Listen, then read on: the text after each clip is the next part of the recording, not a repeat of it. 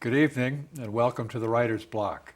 I'm your host, John Ronan, and as you know now in our 18th year, I interview writers about their exploits in the world of words. We also talk to other artists sometimes. We've had on actors, we've had on painters, we've had on journalists, all kinds of artists and creative people. So if you have an idea for a guest who might be appropriate for the Writer's Block, writer or not, watch for our address at the end of the show and please send us your suggestion. I also want to remind you that most shows are available at Sawyer Library, most past shows that is. If you want to look at a show that you missed from a couple of years back, go in, take the tape out, they're still on tape, and watch it at home and then bring it back just as you would a book. Tonight, our guest this evening is a writer. In several avenues, but especially in playwriting. His name is Ron Morin. And I'm going to read from some information on his bio that's available on Ron's website. And Ron was born in 1944, a very, very good year to be born, by the way, while his father was serving in the Navy. Ron spent the first 4 years of life with his mother and her parents, and they were from French-speaking Canada. Ron's first language was French, not English, and he still speaks French. He says because he spoke French only, he flunked out of kindergarten because he couldn't speak English, but he did pick it up eventually, as you'll hear in a moment. He went to college at the University of Massachusetts in Boston as a French major and took his junior year in Paris at the Sorbonne on the left bank. While in college, he made his living as a cab driver and a night attendant at McLean Hospital. He had several jobs and also took a master's degree following his experience at UMass, and then later became the executive director of social services of a social services agency here in Gloucester. And I know because of that background, many of you know Ron. After merging the agency with two hospitals, he decided to write full-time. He wanted to be rich. And he began writing plays, among them The Chimney, All the Bells of Heaven, and On the Platform. If you want more information on Ron Morin, you can go to his website, ronmorin.com. Welcome to the show, Ron. Thank you. And thanks for the information from your website. Oh, my pleasure. You have to watch your reports and see if the if my clicker goes up. The hits go up tremendously after tonight's show. Tell me something about your background to enlarge on what I just said. I'm particularly interested in the French background. Do you still use French? Use it. Well, when I go to France, I use it, but not really. I mean, I love languages, and it's funny because when I was young, I was actually very insecure about being French Canadian in America, and I grew up in a French enclave, really, French Canadian enclave in Worcester, Massachusetts. And my religion was in French. My sins were in French. That sounds more exciting than English. English-speaking sins. French sins are great. Yeah. But man, my basketball team was in French in grammar school. Really, in Worcester? Yeah, and my life insurance company was French Canadian. It's called L'Union Saint-Jean-Baptiste. My doctor, my primary care physician, as we call him today, was a French Canadian doctor. Really, in Worcester? I thought that all that was only in Fort Kent and well, it was like I had an aunt who was a nun who ended up in Fort Kent. And she grew up in Worcester. My mother's sister, as a matter of fact. So, I was and I didn't really leave the neighborhood a lot when I was a kid. And because I got beat up and was flunked out of the kindergarten, I had a lot of bad feelings about only speaking French in the beginning. And my father actually was very ambitious and eventually bought a funeral home, made a big success of himself. But in the beginning, when I was born, when he came back from the service, he took a job at the AMP. And he saved his money and he went to embalming school. But he wanted better things, bigger things for me. So he put me in the public school right away. but it didn't work. And so when they flunked me, he put me in a French-Canadian, what we call bilingual school today, because it was a French-Canadian run by French-Canadian nuns who were uneducated, hadn't been to college themselves, and their English was not very good. So in the first the half day, the mornings was always in French-Canadian, and the afternoons were in this kind of broken English, you know. And, you know, everybody in my neighborhood was sort of in the same bag. I mean, I had nuns who taught my father and mother, you know, years Wow. earlier. So both your father and your mother were originally French Canadian. Oh, yeah, I'm pure stock.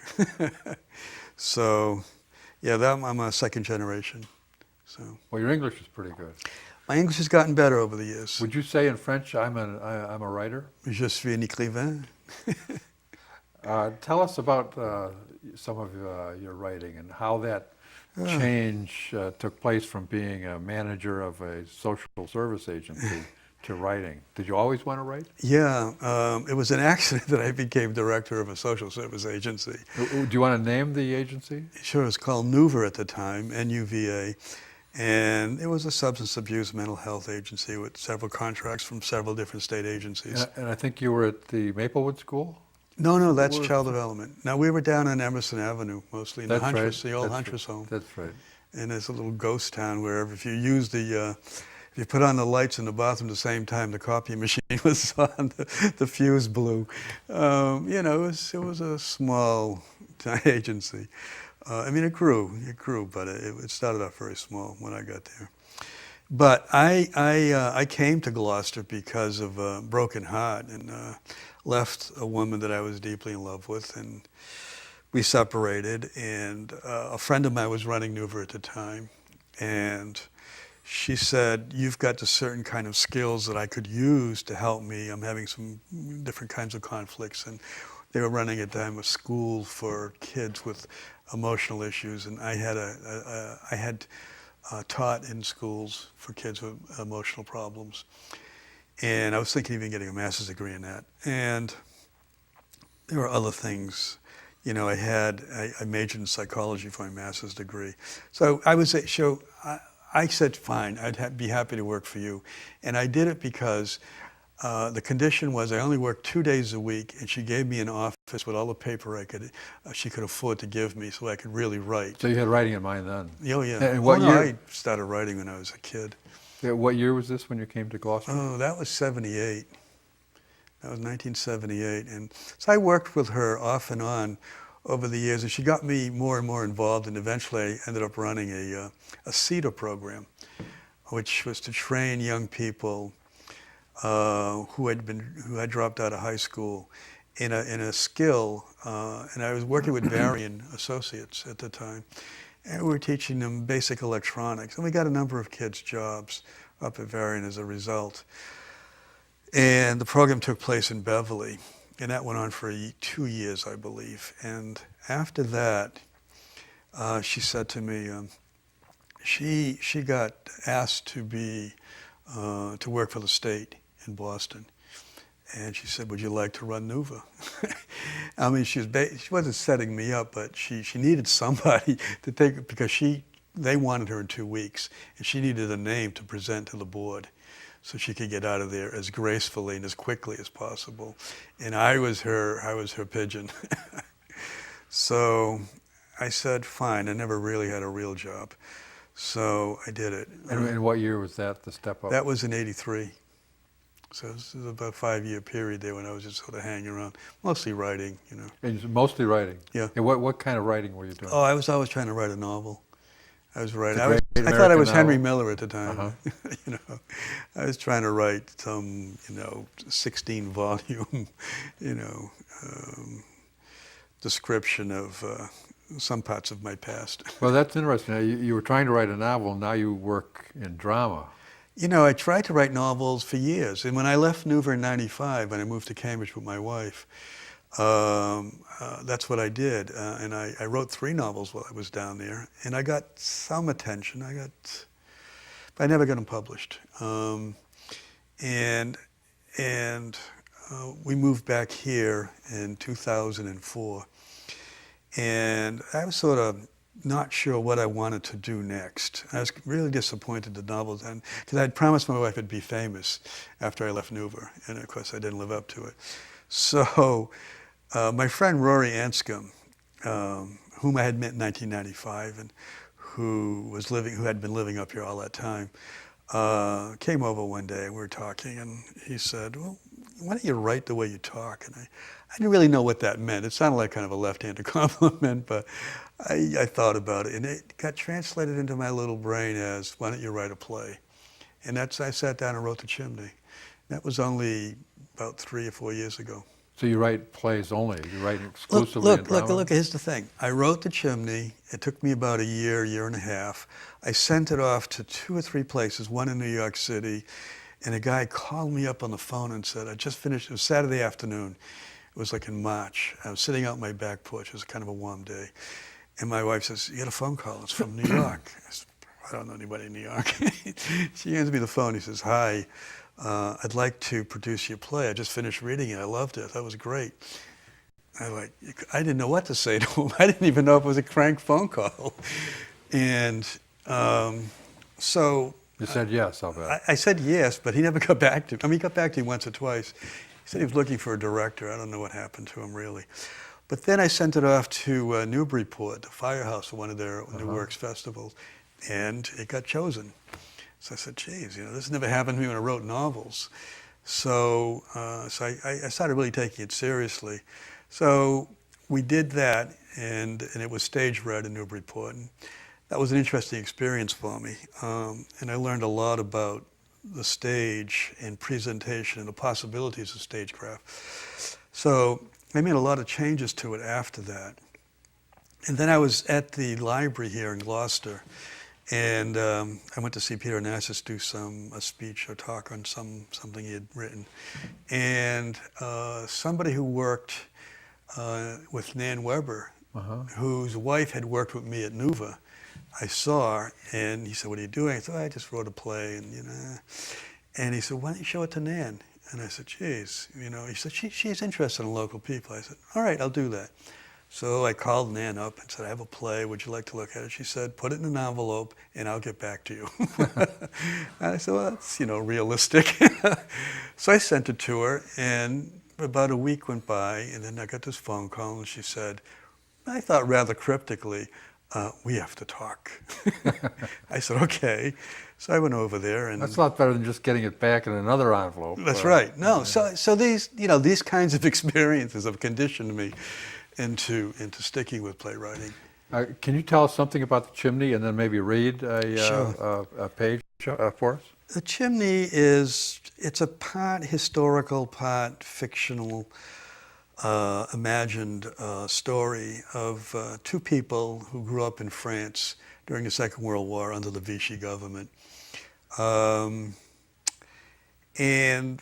they have a horrible experience. Their mother is murdered there. And the father, after the war is over, they moved to the United States.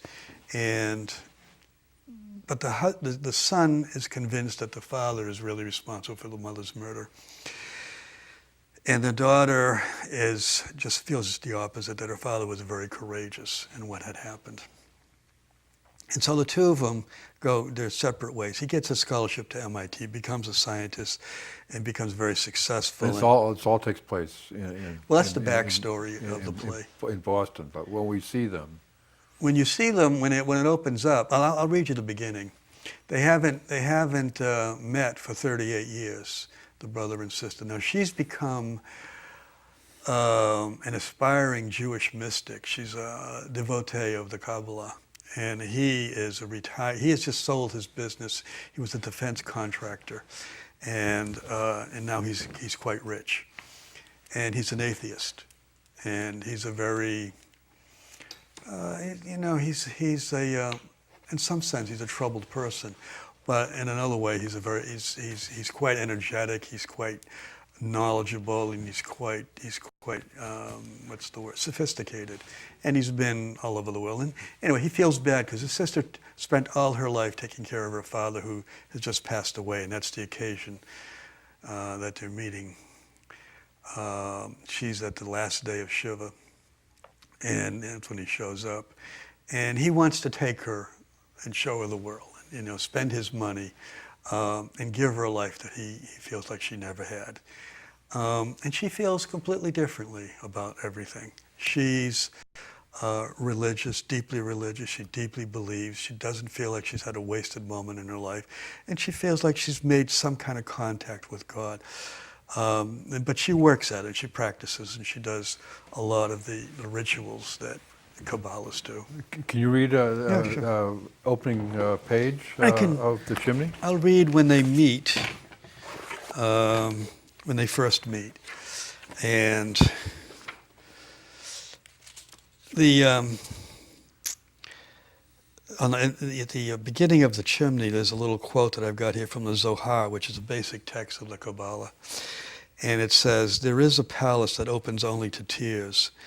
And I chose that because I thought it really represented the play. And it represents really her attitude towards pain and suffering and trauma, which is what she's had amply in her life.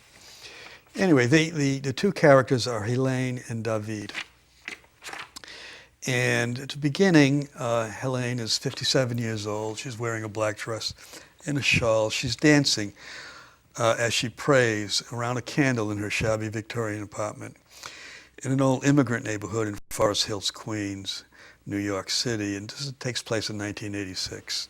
Behind her on the back wall, amid the shadows she is casting, is a framed embroidery of a quote by the Rabbi Mendel of Kortst. And it says, "There is nothing so whole as a broken heart." Also amid the shadows is an expressionistic painting of a huge chimney. And I have my own version of that right here. I'll just show you quickly. Can you see that? Okay, yeah, that's showing up good. Oh, Well, good. Right. And the house that was supposed to be around the chimney has been burned to the ground. Over the hearth of the chimney is a door which is closed and locked by an iron bar across the front. Two large pictures on the wall have black cloth thrown over them. Many folding chairs are spread around haphazardly, suggesting visitors have left. The candle burns on a small table in the center of the room. Near the door is a basket of yarmulkes. The music she is dancing to is by Rabbi Shlomo Kalbach. The song is Al Tiron, which Hebrew for "Be Not Afraid." She sings the English translation. Helene now, as she's dancing, and she's singing, "Be not afraid of fear or the desolation of the wicked. When it comes, take counsel with God, and it shall come to naught. Speak the word, and it shall stand, for God is with us." And on she dances. During her dance is a ferocious rapping upon her door. She stops, hesitates, looks at the black cloth thrown over the pictures. She frowns. Helene mumbling, "Who knocks at the door like that? Moloch?" She takes off her shawl and goes to the door. Helene at the door. "Who is it?" David. "Your brother David." Helene. "Oh my God, my brother." She throws open the door and in comes a frantic David, whom she hasn't seen in 38 years. He's well-dressed, energetic, a few years older than Helene. He brushes by her looking around the apartment. Helene says, "Is it really you? Let me see you. Oh, how I've longed for your return." And he says with real urgency, "I have to know. Is he?" And Helene smiles brightly. "Oh, David, it's you." And he says again, turning back to Helene, "Is he?" And Helene calmly and sadly says, "He asked for you before." And David interrupts her, and quite sternly he says, "The facts of history, Helene, are inalterable." Helene, confused, says, "Facts?" And David angrily says, "He was a collaborationist." Helene despondently, "David, even his death has not curbed your anger." And David shouting, "That bastard told the Nazis." Helene heated, "He was so proud of you. How can you believe that?" David calming down, "What a lout. You're in mourning. I really came back to see you. You're a lovely person, Helene, very lovely. I missed you." So they're at odds. Right Their from happy the- reunion right- lasts about 2 lines. Right from the beginning, they're at it. That's right. I've got to ask because I want to make sure you get as many questions in as possible in our limited time. Okay. How a French Canadian Catholic became so interested in this Jewish family and their past in the Second World War. After I left the seminary, which I guess I didn't say on this show. Oh, you were in the seminary as well. In my junior year of high school, I went to my first public high school. It was called Classical High in Worcester, and they put me in honors classes. And most of my classmates were Jewish, and I met one of my oldest friends, at that time in that classroom, who's Jewish. And as it turns out, for the next 40 years, a large percent of my friends will be Jewish. And I married a Jewish woman I've been married to for 25 years. I can't tell you how many seders. But I also took some courses at Hebrew College in mysticism. And, You're an aspiring mystic I was a religious kid. And unfortunately Catholicism didn't do it for me. And then I had this hiatus where I went completely existential and, pessimistic and atheistic. And then as I got older, and I had all these Jewish friends and went to these, routine affairs, cultural affairs like this, religious too, but it's things that happen year after year. I just got an interest in it, and it developed, and that's how I got interested. I have another background question I want to make sure.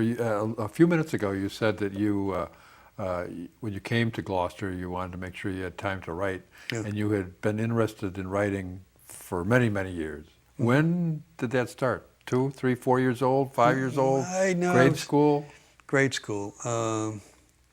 In the 6th grade, I decided I was a near perfect student until the 6th grade. My grade point average was higher than my blood temperature, and I decided that I had to become a gangster. That this was not the way to go, and so I started hanging around with different kinds of kids in my neighborhood, and that just got me thinking, and we started having experiences that were a little out of the ordinary, and I just started writing. I started writing down my experiences, and I liked words. And my father liked words.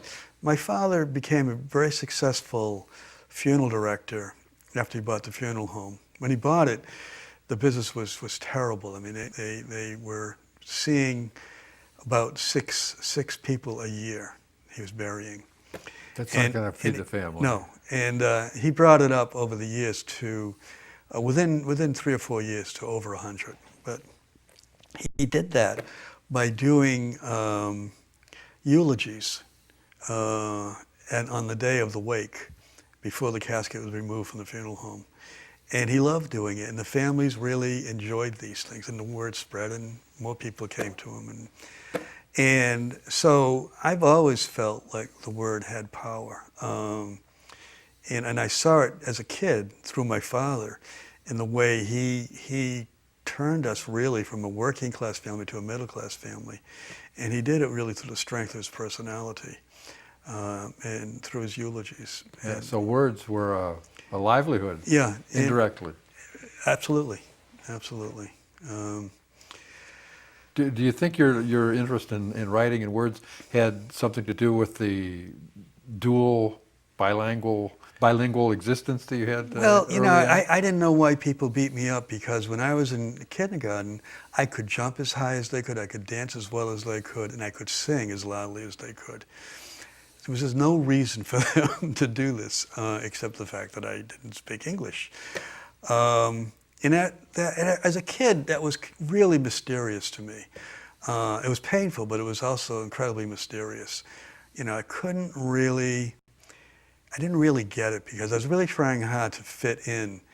I didn't even wet my pants for the whole year. The other kids wetting their pants. No one beat them up. I don't know. I've always been imaginative, and I'll never forget the first time I read a book. It was like falling down a hole. I just lost. I just went into that world. What book was that? That was Catcher in the Rye. Catcher in the Rye. Catcher in the Rye, I was just gone. I was sick one day, stayed home from school, and then... So this was not long after it was published. It was published in That's right. 49, 50? That's right. Something? That's right. And we in my neighborhood also had pirated copies of Henry Miller, who was another one. You were bad boys. I got caught once reading it in church. My father used to pass the basket. And I was so engrossed, I was just reading. I was in the back of the church. All of a sudden, the basket hit me. He grabbed the book and threw it in the basket and went back. And, That sounds like a good poem, reading Henry Miller in church. right. I'm sure he'd appreciate it. But no, he was very upset because all the salacious parts were underlined. He didn't have to look that hard to find them. He didn't like books. He found them threatening. He actually started burning my books. You know, I was becoming more antisocial. The more I read, the less I want. He wanted to be more bourgeois. I wanted to be less bourgeois. It was really we were on a programmed collision Burning course. books. I've never heard of that within a family before. We had in our backyard. I think it's the 50s. You know, one of those big barrels, like it holds 15 gallons of fuel. You know, something. And the top had been cut off, and you used to go and burn your garbage in it. Yeah. And he would just toss my books in whenever he found them. I used to hide them in the... Really? Oh, yeah. Oh, no, it was serious. I started running away from home when I was 13. So, and I left when I was 16. For good. Yeah. So I put myself through college, by the way. By working at McLean and driving a cab? Right, right. Well, that's a very interesting story. Burning books. I've heard of that politically, of course. No, it really happened. But did you go back after you escaped the family situation? Did you go back and buy new copies of all those books that had been destroyed? I bought them 3 times over. I mean, one of the things I did during my life, because I went to Europe when I was 18, is I would amass a certain number of books, and then I would sell them, a used bookstore, take the money and go on a long trip. So I was reading Time of the Assassins by Henry Miller, which is about what's his name, Arthur Rimbaud. And then I started reading Rimbaud's poetry, and then that just said, I got to travel. I got to go. You made a good choice. Paris is wonderful. Yeah. I just got from Andrew Love, our director, the 2-minute segment. Oh God. So already I'm going to have to begin to wrap up. Okay. I had hoped to get another reading, and I've got about 10 more questions in my head, but maybe next time. Okay. Ron, I want to thank you very much for coming down with us and sharing your background. My pleasure. And your literary ambitions and some of the reading from the chimney. I hope the hits on your website, ronmorin.com, skyrocket after the show. I expect to hit 500 tomorrow. Good luck. Thanks. I want to thank you and our television audience for being with us as well. If you've learned something about writing and the inspiration that makes writers write from Ron Morin, then the Writer's Block has done its job. I hope to see you again next week on the Writer's Block. Good night.